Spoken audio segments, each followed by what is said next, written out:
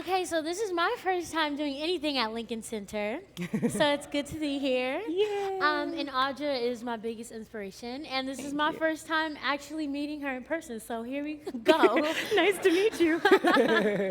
Okay, so today we're gonna ask you a few questions. All and right. Right now we're gonna start at the very beginning. Okay. So, question 1. What records did you sing in your bedroom as a young child? I'm laughing because one of the ones that I listened to a lot was The Wiz. That was certainly one, and I had a walk-in closet at home. It wasn't big or anything. I'm good in Fresno, California. It wasn't extravagant, but I had this little walk-in closet. And my sister and my cousin April and myself, we would take turns. We'd go into the closet and then make our entrance, either singing "You Can't Win" or we would try and do the poppy dance. We were very good at that, or sing "Ease on Down the Road" or "Be a Lion." But that absolutely was the Broadway version too. And then we would listen to it. Well, "You Can't Win" is from the movie, but we listened to that one too. So that was definitely one. Another one was a chorus line. Listened to that over and over again. Saying the bad words, which you're not supposed to say, but I said that one. Hello, 12, hello, 13, hello, love.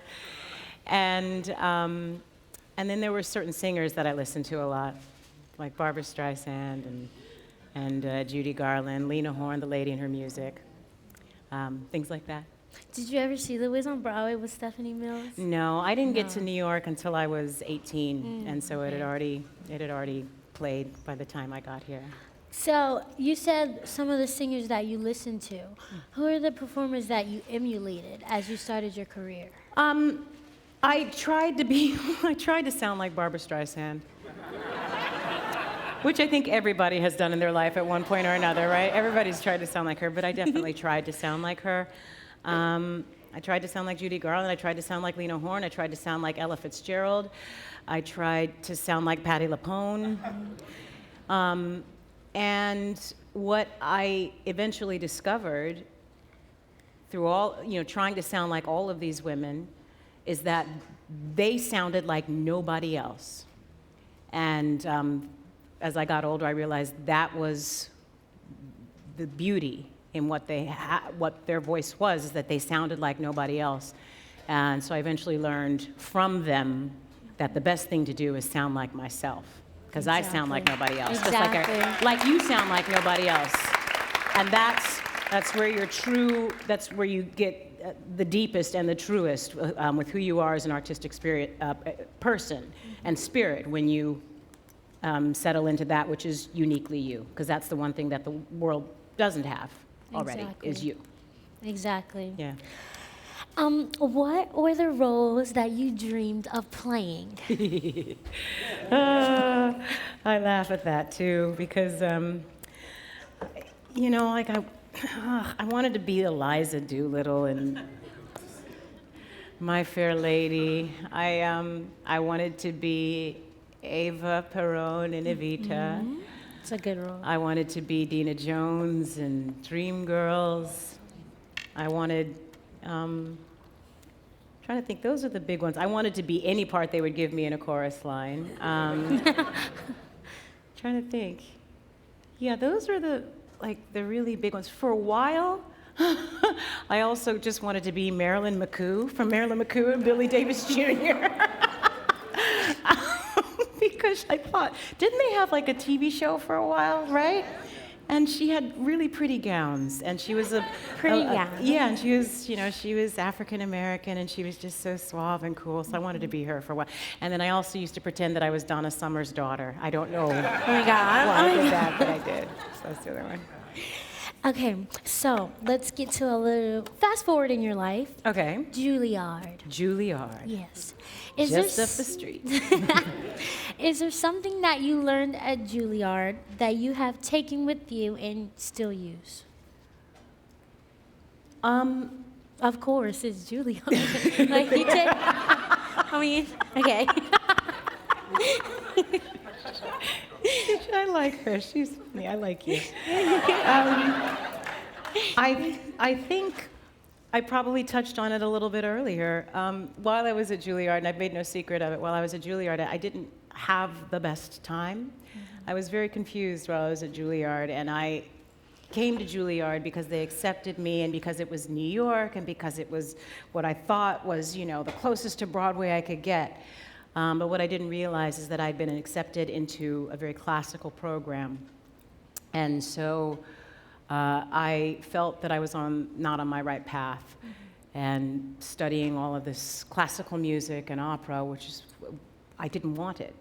And I didn't feel good about it. I didn't feel good about myself artistically. And I was like, I'm so close to Broadway. Broadway's right there. That's Broadway. That's the street, Broadway, finally. But I felt like I'd never been further away from it. So in the end, what Juilliard taught me was that there was another side of my voice that I hadn't discovered yet. And once I did finally discover this classical sound, once I did get out into the world, that helped to inform all that my voice was, which I hadn't really experienced until that point. I used to be, believe it or not, people who know my voice well wouldn't believe this, I used to be just only a belter, which is crazy because I've pitched that. That's not truly what my voice is, but at the time. But if I had not gone to Juilliard, I wouldn't have discovered that I had high notes. I wouldn't have discovered that my voice could be this other thing, Not that I'm a classical singer, but that training at Juilliard helped me to discover my true voice. I feel like there's a feeling that I get whenever I sing classical music that is just different, and I love that feeling. You love it. That's great. Yes, and as well as you, I didn't think that I would ever sing anything classical or anything like that until I went to high school, and it was just like, we're doing classical Gershwin, and I fell in love with it. Oh, good. And that feeling is just crazy. It's Here, I'll tell you what, follow what you love. If you love it and it makes you feel like you're flying or you're soaring, That's it. Follow that. That is your soul telling you, this is a yes, Exactly. In the way that, you see little kids conducting when they're 3 years old. They don't know why they're doing what they're doing, but they're being moved by something. So follow that. Trust that instinct. That's fantastic. I know for me, when I would sing purely classical music, I'd be like, it just feels wrong. But once I was able to sort of open it up into, I'm singing with my voice, and I may be singing Mr. Snow, or I may be singing something else, but it feels like me. Not that I don't like classical music. I love it. I have tons of friends who are opera singers. I want to crawl inside their voices and take a nap. They're so beautiful. But it's not what fills me, Yes. Next question.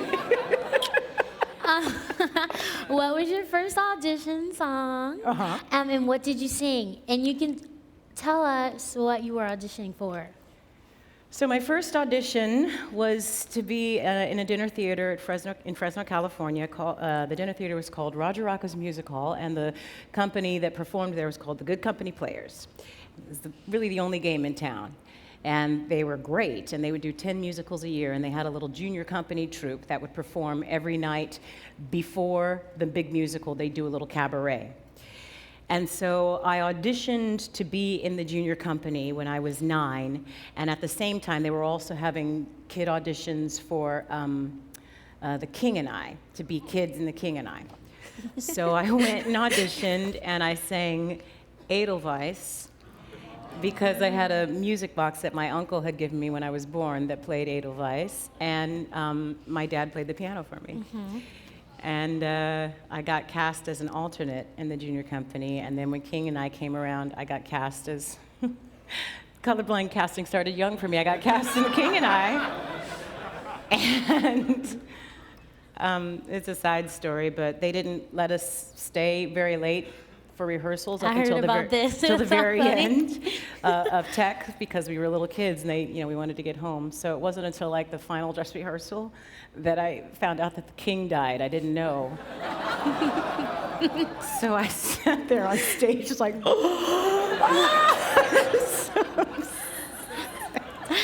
That is hilarious. That's when I learned to read the script. Read the script. exactly. Read the script, Shanice. You understand me? Yeah. Read the script. Yes.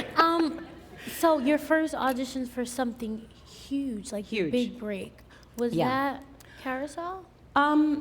Yeah, that was huge. I mean, there was another one before that, which was The Secret Garden. That was just to go on tour, and that ended up leading to the Carousel audition. But the Carousel audition was my first big. No, that's not true. That's the first one I got. Okay. Funny, you hear about the things we get. You don't hear about the things we don't get. I want to know what was going through your head when you found out that you were going to be on Broadway for the first time. In Carousel?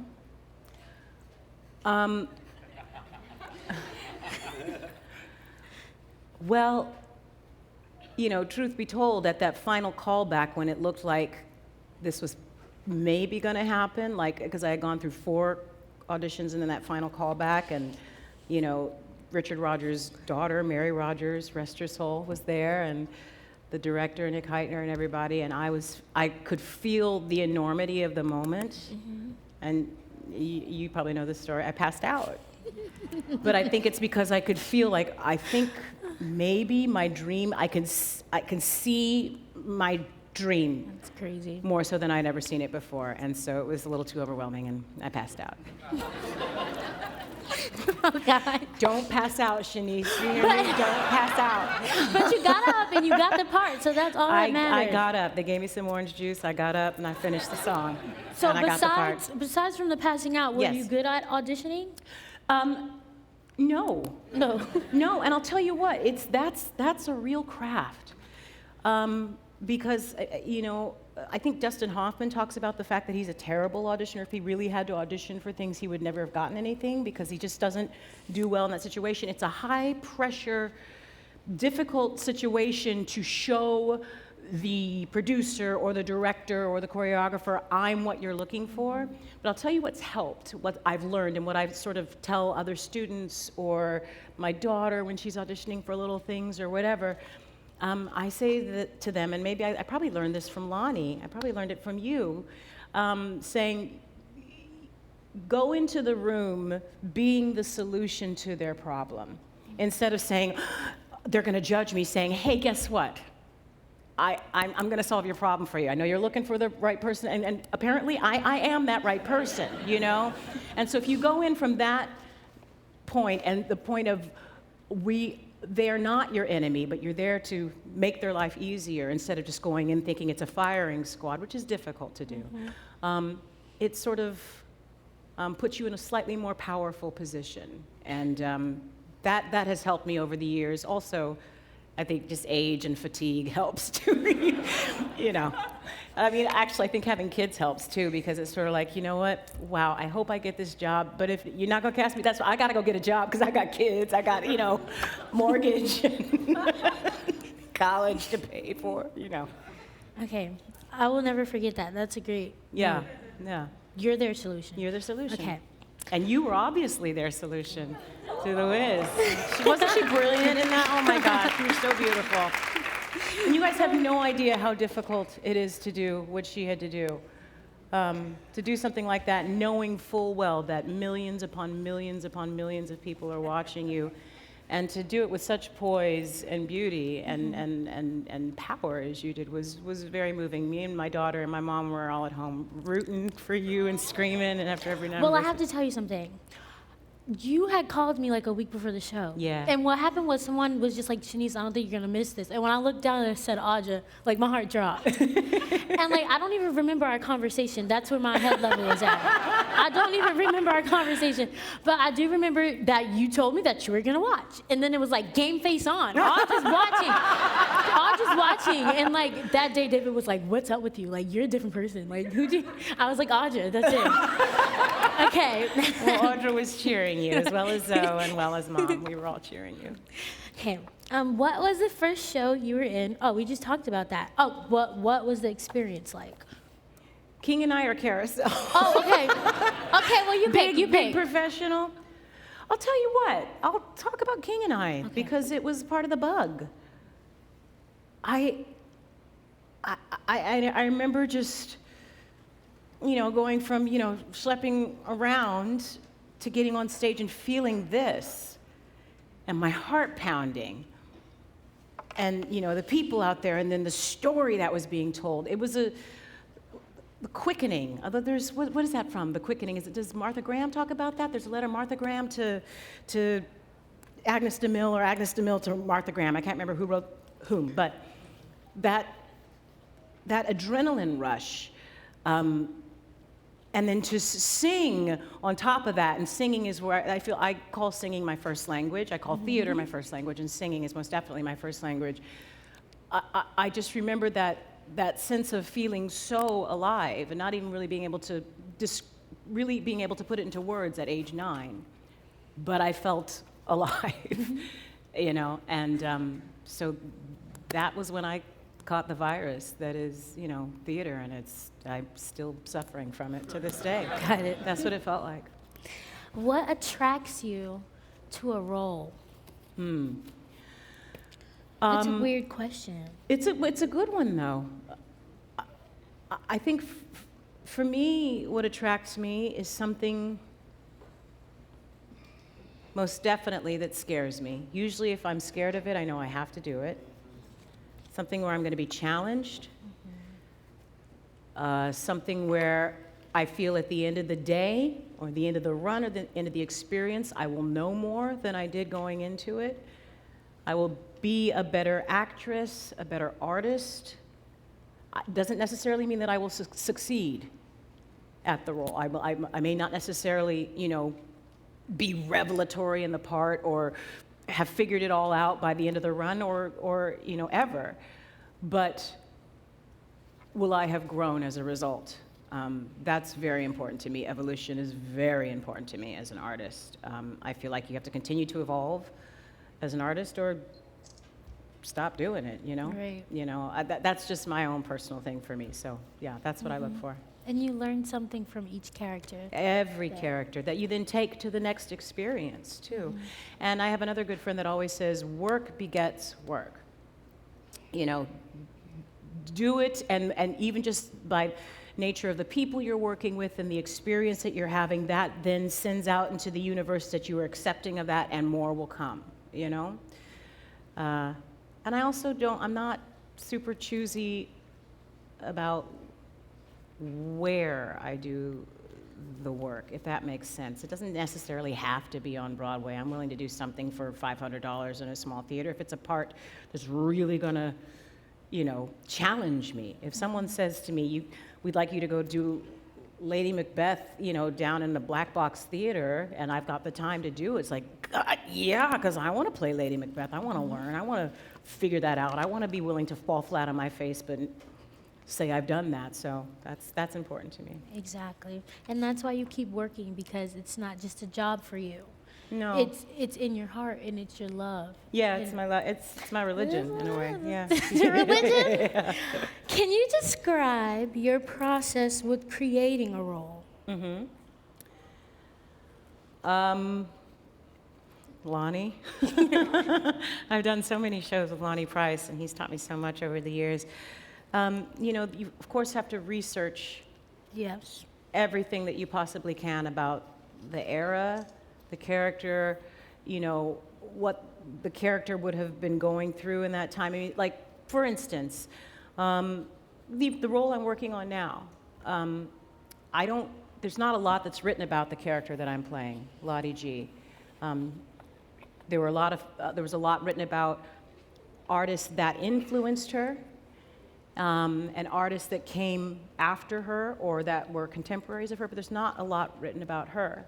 So I'm having to study everything I can around her era, people that she learned from, people that she influenced, the time, what African American women were going through, what women were going through at the time, what the country was going through at the time, all of that. I'm researching famous actresses that she might have admired, people that she, like Evelyn Prier, someone she would have seen in a talkie when talkies came around, or silent films, things like that. So that is very, very important. And then for me, aside from just the work that's done within the rehearsal space and with the, with your collaborators and whatnot, I try and find something to read about the character every night before I go to sleep so that I start to sleep with the character in a way. So you start, and then of course, you have to do your background and your history and all that, but it's just so you can get inside the character as much as possible and then find where you connect with the character. And that is sometimes the hardest part, because sometimes, like the role that was most difficult for me, believe it or not, was not Billie Holiday. It was difficult for different reasons. It was difficult because it was stamina and trying to get the voice right and all that. But the role that was hardest for me to connect to was Ruth Younger in Raisin in the Sun, because she was closest to me on paper. Wow. And so I found that I was blocking because I didn't want to drop down deeply into what I was hiding from, which was she was someone that I really understood on a deep level, and therefore I was having a hard time truly going to her deepest, darkest self because it was scary. It was too close to me. And once Kenny Leon, you just worked with him. Yeah, he's a tough but great director. And once he helped me see, you're afraid. She's close to you. Get over it, and play it. Then I was able to find it. That's crazy. He's a scary guy. I mean, it's just like, it's just like his brilliance is kind of scary sometimes. It's Absolutely. But he's one of the most amazing directors in this world. Yeah, he's a fantastic director. Yeah. But yeah, like what you were saying, how you go so deep into it. I remember the first time one of my musical theater teachers gave me a chart, and it was like 100 questions about my character. What's her favorite color? And I was like, really? Yeah. But it's so important. You need it. You absolutely do need it. It's very important. Yeah. And for every character I do a chart now. Good for you. And it just helps me develop the character. Absolutely. And then you know what? I mean, as you're going through a long run and whatnot, before Porgy and Bess every night, I would read some chapter of Porgy, the novel, just to remind myself of the original inspiration for it. And to just, even if it was just, the part about how Bess got the scar, or when Mariah came to visit her at the jail and gave her food, whatever it is, just a little something, to tap into every night. Yeah. A genius. Okay, let's get to the good, juicy questions. Oh yeah, I need this one. How do you keep a performance fresh in a long run? Any tricks? Well, like I said, reading Porgy is one that's helpful. I mean, not Porgy, for every show you do. When you're doing Lady Macbeth, make sure you read Porgy every night. No. Making sure that, I'll try and find some sort of research, a new bit of research, or just a little something new to read every night. Sometimes, I remember I was doing Passion, once again with Lonnie, because I've done 500 projects with Lonnie. There were certain poems about love that would help me sort of tap in to what, the theme of that show and Clara. But you do have to, for lack of a better phrase, find a new vein to open every night. And sometimes you just don't have them. And so one of the things that I'll constantly remind myself is to just listen. Make sure I'm listening to the person I'm up there on stage with. Because if you're truly listening, then that'll force you to be in the moment. And if you're at least in the moment by listening, something will feel new or fresh. But the other thing you have to learn is that sometimes it's not going to be, and that's okay. And that's okay. If you go out and do the best that you possibly can, sometimes it's not going to be. And oftentimes, you're not going to feel it. Oftentimes, I remember Lonnie would say this to me all the time. I'd come off stage after a show and go, oh, God, I didn't feel in it. I kept trying. I didn't feel good about it at all. He'd be like, we didn't see it. I don't know what you're talking about. We didn't see it. And it doesn't matter what you felt, It's not for you to get off and go like, oh, I was so moving. Did you see? Oh, I was weeping at my performance. It's not about that. Stay on the character's objectives. Make sure you're going for what you want. Listen, and let the audience have the experience of the show. It's not for you to do. You to do the show. They get to have the experience of it. Yes. I love that. What was your experience like with The Sound of Music live? we should talk. No. I mean, because it was the first one that had been done, in so long. It was a really great experience. We were all quite bonded by the fact that we kind of had no idea what was going to happen. We had no idea who would watch. But the other thing that I found, and I'll ask you this, the sense of kind of finishing, it's like your own little country, that sound stage with everybody together on that sound stage trying to make it all happen with all the cameras and everything everywhere. But you'd finish a number, and then they'd go to commercial, and it was just sort of like... Yes. I know that feeling. It was weird. You just feel like you're just singing into a void. And as, because it's a musical, and it's used to being done live with response coming back to you, there was that sense of, oh, I'll just go sit down now. Yeah. Now, did you feel the same way a bit? My last song was the end of the show. Right. So I hit that last note, and then I was like, I remember just walking to the back and I was like, oh my gosh, like, what did I just do? Like, was it good? Yeah. And then when everyone came back and started clapping, then I started crying, but I was like, I don't know how to feel. Yeah, that's very true. There is that sense because there is no live audience. Yeah. You just sort of go, It's weird. In the end, that's a reminder that, for theater doesn't happen unless there's an audience.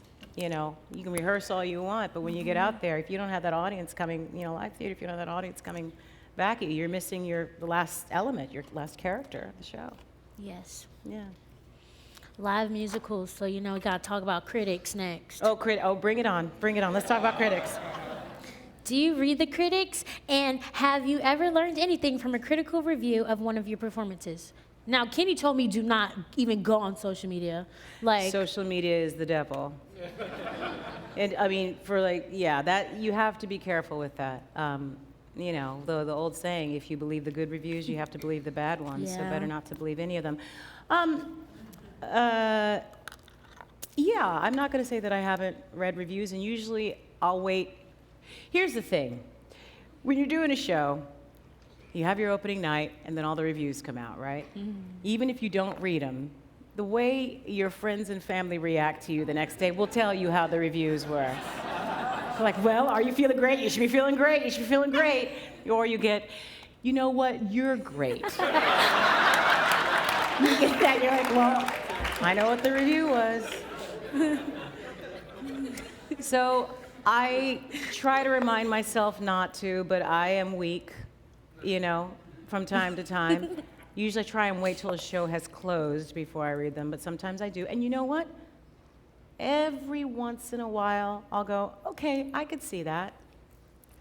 But most of the time, it's just sort of like, oh, God, look, I wish I could say that I was strong enough to be like, they don't matter. But our currency is being open and available to our emotions and all that stuff. It's going to affect us because that's what we need. If you're closed off as a person, how are you going to be a performer to get out there and show love or show agony or show despair? So it comes with the territory. Just keep your friends and family close around you, and keep sycophants far away. Because friends and family will tell you the truth, even if the truth hurts, they'll always tell you with love. So keep people whose opinions you trust, whose instincts you trust around you, and anybody who kisses your butt on a regular basis, keep far away. They're not out for you in the end. They really aren't. Yeah. So. I hope this is saved so I can watch it all the time. Okay, so there's this quote, and it says, "A performer is never satisfied." Yes. Of course. Are there any shows that, looking back, you thought you could have done more with? Oh, yes. Yeah. Lady Day. I'm glad I'm getting a chance to do it in London, because there's more I want to do. There's more I want to figure out. Yeah. I think sometimes it's time to walk away from a role just because you need your soul back, you need your body back, 2 years of playing Sarah in Ragtime was enough, because it's such a, getting beaten to death every night and trying to bury your baby and all that stuff, Even though, I think as a 45-year-old woman now, maybe I'm obviously too old for the part now, but maybe there's some things about Sarah that I understand now that I wouldn't necessarily have understood then. After a while, you do need to just sort of let go of certain roles. But I feel like there's always more with every role that I play that I could have figured out. Yeah. Yeah. Definitely. I always wish the critics would come back, though, after like 3 months of playing a role. Then you go, okay, that's enough time that I'm not stale, but that I've figured it out. Sometimes I feel like we don't get enough preview time, but that's another story. That's another conversation. That's another bottle of wine. No, you're too young. You can't drink. Can you drink? No. No, you're 18. I'm 19. You're 19. You still can't drink. No. My mom was here. Oh, your mom's I don't here. drink. No, I don't drink anymore. Okay.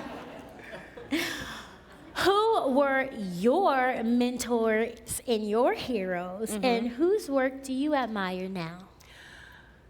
My mentors: Terrence McNally, Zoe Caldwell. I named my kid after Zoe Caldwell. She was absolutely a mentor. What I love most about Zoe Caldwell is, this woman, one of the greatest actresses the theater has known, has 4 Tony Awards of her own, but she was so concerned with making sure that all the wisdom that she had and everything she knew and learned is passed on. She's not wrapped up in ego. Do you know what I mean? So if I could learn something from her, she wasn't going to keep that for herself and be a diva. She wanted you to know about it, and she wanted you to know everything about it. I'm talking about her like she's not here. She's, of course, still with us, but when we were doing masterclass, things like she knew the names of all the ushers and the crew. She would get to the theater 2 hours before she had to be there. She'd do her warm-ups, and she expected you to have the same commitment that she had night after night after night, and to be there with her. And she would do things like, you know what, darling, you need to read Plutarch's Lives. You know what, you need to study Antony and Cleopatra. You should play that one day. And but she was so interested in making sure that you respected and knew as much about the craft as you possibly could. And she didn't have to do that. She could just, waltz on stage, be the brilliant woman that she is, and then, collect her Tony like she did at the end of that run. But so, and she was someone that I would continue to call on and ask questions. Same thing with Terrence McNally, same thing with Lonnie. Lonnie is absolutely one of my mentors and one of the people that I trust most in this world, as not only as a friend, but especially artistically. I call him about everything. I do. What should I do here? So those are 3 that are very important to me. Heroes, I've got new heroes every day. Some of the heroes I'm seeing are the talented tap dancers I'm working with right now in this show. They're just unbelievable. Just the virtuosity I'm seeing, that's heroic to me. The guys in Local 1 that have been working at these theaters, generation after generation, and putting the carpenters, putting the shows up. I just think anybody who does theater is a badass in my book, because it's not easy. It's not easy at all. And if you make it your livelihood and you make it your life, then you've got all of my respect. So that's probably not the answer you wanted, but that's the answer. Good answer. Uh-oh. This is a good one. This is Okay. a good one. What is on your bucket list? What do you want to do before time's up? She said that because time's up. I'm a-coming. Time's up. Oh my God. I'm kidding. Do you mean in terms of roles or just in life? Both. Both. Both. Yes, I would like to know both. Okay. I want to do more Shakespeare. I just want to keep doing more. I want to get better. I want to do more. What's on my bucket list? That's what I want, my bucket list of sort of theater and whatnot. My bucket list of life? One thing on my bucket list of life. Oh, I gotta see Africa before I die. I mean, that sounds crazy, but I do. I need to see Africa. I want to go to Africa. I want to take my daughter to Africa, too. So that's on the bucket list. Yeah, that's a good one. Yeah. That's a really good one. Thank you. How has theater changed throughout your career?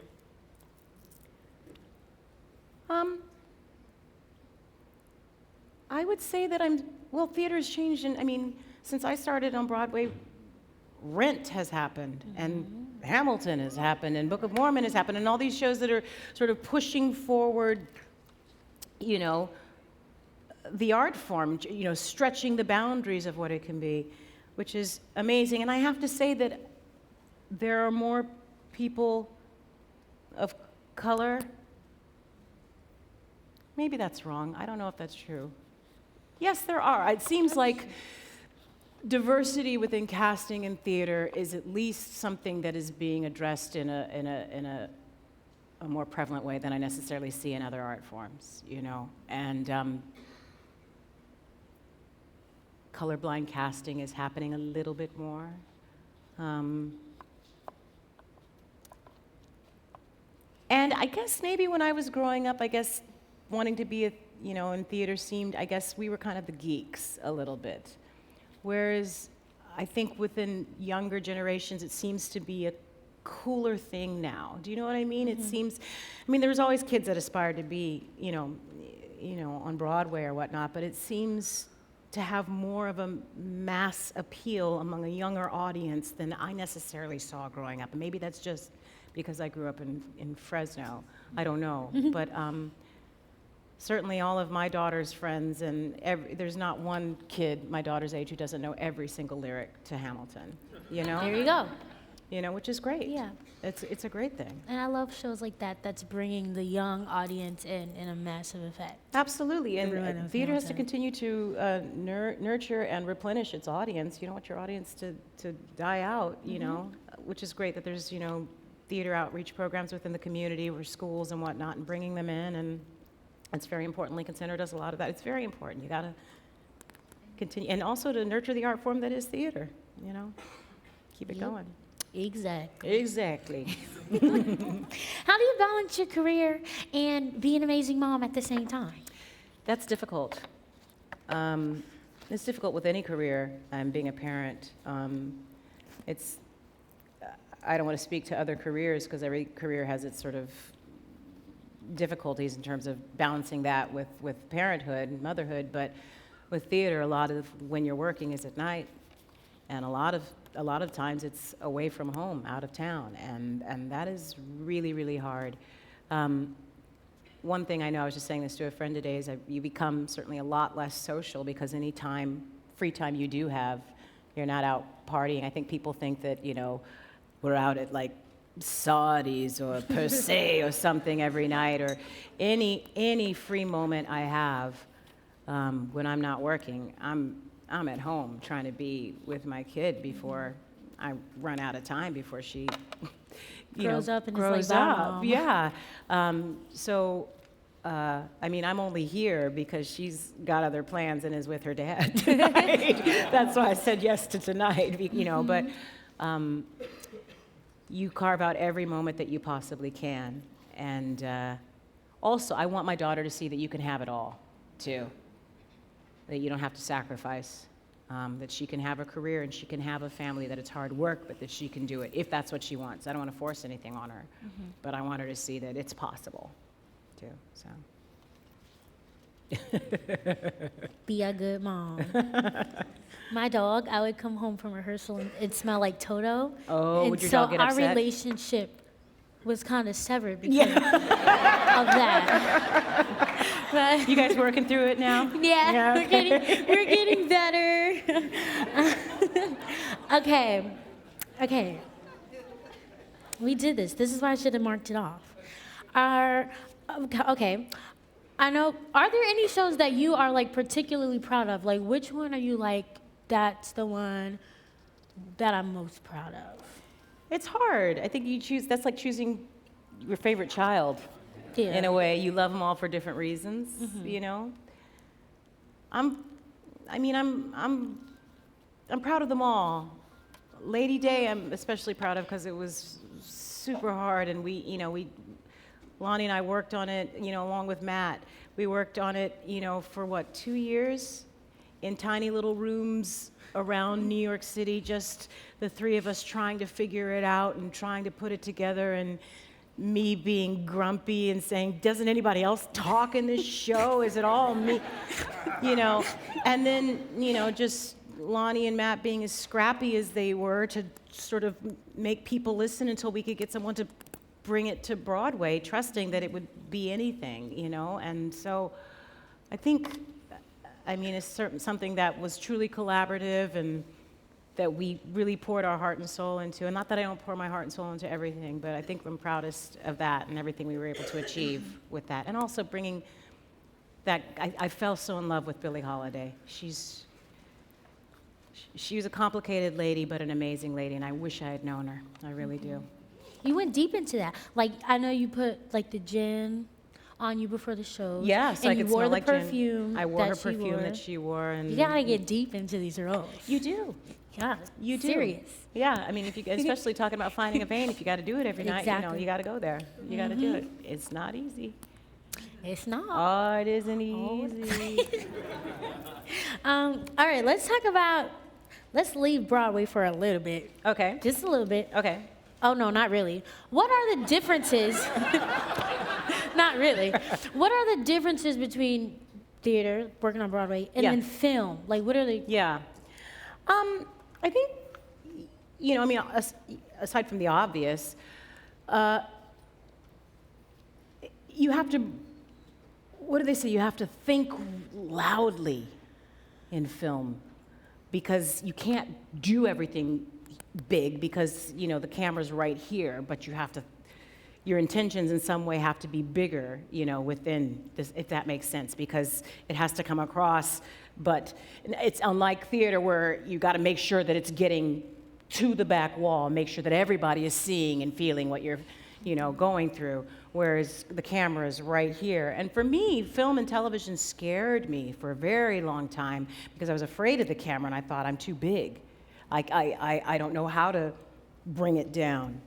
And what sort of helped me get over that, what definitely helped me get over that, was doing private practice. It's one of the reasons I decided to do it, because I wanted to see, well, that's very nice of you. I played a doctor on TV. No, I really wanted to get over my fear of the camera. And aside from the fact that you're in front of a camera, 10 to 12 hours every single day, and which I was for 4 years doing that show, once I learned to, for me, what made me lose my fear was to say, okay, the camera's my audience. I know how to be in front of an audience and go where I need to go. So my audience is just now the camera. That seems really obvious, but it stopped being this robot monster thing that was up against me. It's like, no, this is how my audience is gonna get into me and see what I'm going through and see what my character is going through. And so once I figured that out, then I lost my fear of the camera. But the other thing that's interesting about film and television is you don't rehearse as much because rehearsal kind of happens in front of the camera because you're doing everything take after take after take. So that part I do actually miss when I'm doing film and television. You don't get that great rehearsal process where you all work together and come together and get to know each other. It's just like, here you are, now you guys just met in a bar, and now you're about to, do whatever on that bed over there, go. It's like, wow, we just, so I do miss that, that part of it. That's the juiciest part, I think, is rehearsal. That's where it's, I think 42nd Street Theater has, not theater, the rehearsal studios there have sweatshirts that say rehearsal's the best part, and it kind of is true. Yeah. Now, also, not recent, but recently, you just did a movie with Meryl Streep. I did. Please remind me of the name of it. It was called Ricky and the Flash. Ricky and the Flash. Yeah. Did anybody else see that here? A few of you did. Okay. A smattering. Wait, I can't believe I don't know this one, but had you worked with Meryl Streep before that? I Okay, so to me, I was like, what? Meryl and Audra? I was like, are you serious right now? But I loved it. Thank you. It was. I have to say, when I can say this. We filmed that one scene. I had that one scene with her where where I tell her what I think of her mothering skills, and she tells me what she thinks of me, basically. And it's a very contentious scene. And we shot, and Meryl's a great lady, and I'd known her but never worked with her. And we shot the scene. And I'm a grown woman who's I've had a pretty great career. I mean, no, I'm nobody's Meryl, but I've had a great career and I've had a great life, and that's all. And I finished the scene. We've got all the takes. Said, great, thank you so much. This has been great. I got in the car to drive home, and I sat in the car and I cried. Why? Because I was like, I just worked with Meryl Streep. And it hit me, but I held it together until that moment. And then I got in the car and I kind of lost it, I have to say. And actually, it's a good thing that they shot her side first, because if they had had a camera on me and we were shooting her side, it would have been a terrible scene, because I was just, oh my God. And then it was like, no. My God. You can't be sitting there going, you're amazing. That's not the character. The character actually doesn't like her. But yeah, it was overwhelming. I'm going to get to experience that feeling after I leave here today. Oh. I'm going to cry. I know I am. I was crying before. Okay. Can I ask you a question? Yes. Where do you see yourself in 15 years? In 15 years, you will still be decades younger than I am, but what do you see yourself doing? Where would you like to be? Okay. In 15 years, I would like to be well established on Broadway. Mm-hmm. Broadway's what you want to do? I never thought I'd be on television. That's the truth. So I really just always thought Broadway is where I would end up. But I would just like to be established and learn like what being on Broadway is and be comfortable there. Mm-hmm. I guess Okay, then that's what you'll do. That's what you'll do. That's what you'll do. That's it.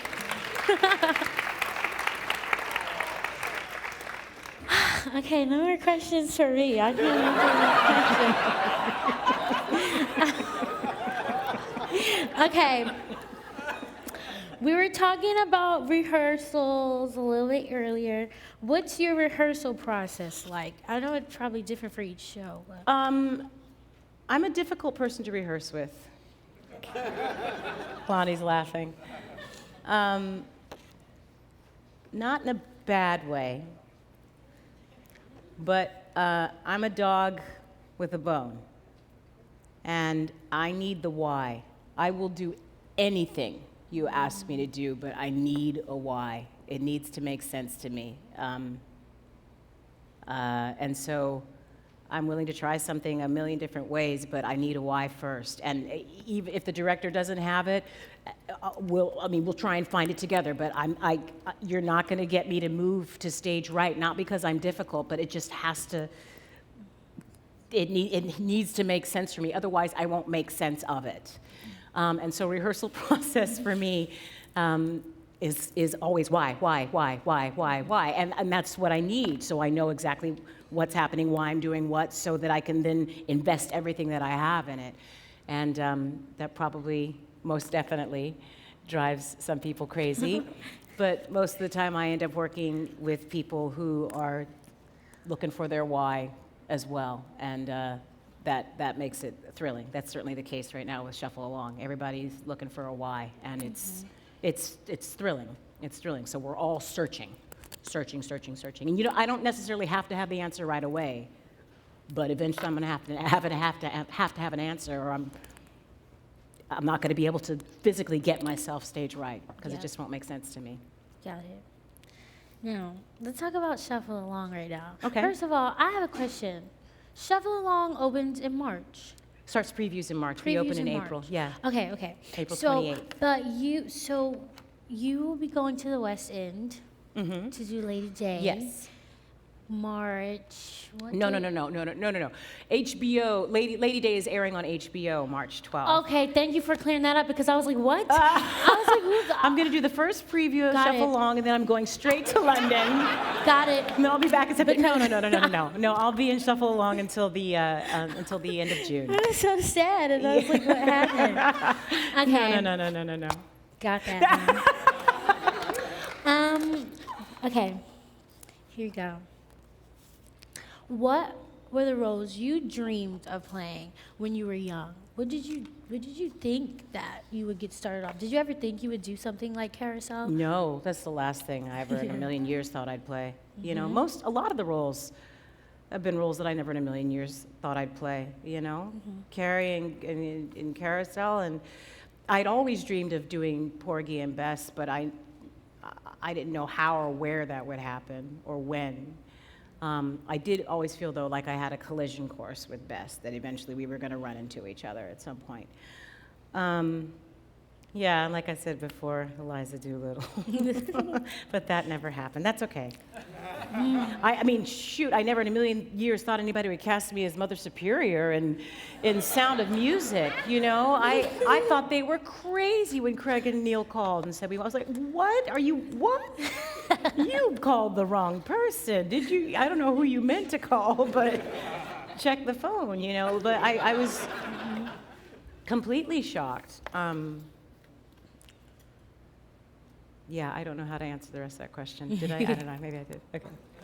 Okay. Oh, we're running out of time. Yeah, but this last question's for me. So Okay. I have to ask you this. Ask your question, The question is, what advice would you give to young performers? But I'm changing it. What advice would you give to me? I'm gonna write this one down. And then you guys can take from it. This is for me. Sorry.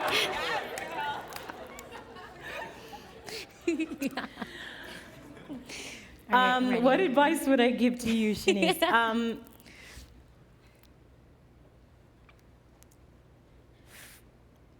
You know who you are. Don't ever lose that. That's the first bit of advice. The second bit of advice is don't try and be like me or anybody else. Stay like you. That's what people are responding to. That's what's most important. That's what's unique. That's what's special. That's what's going to send you to the stars. When you become super, super famous, you're already on your way. When you become super, super, super famous, give back.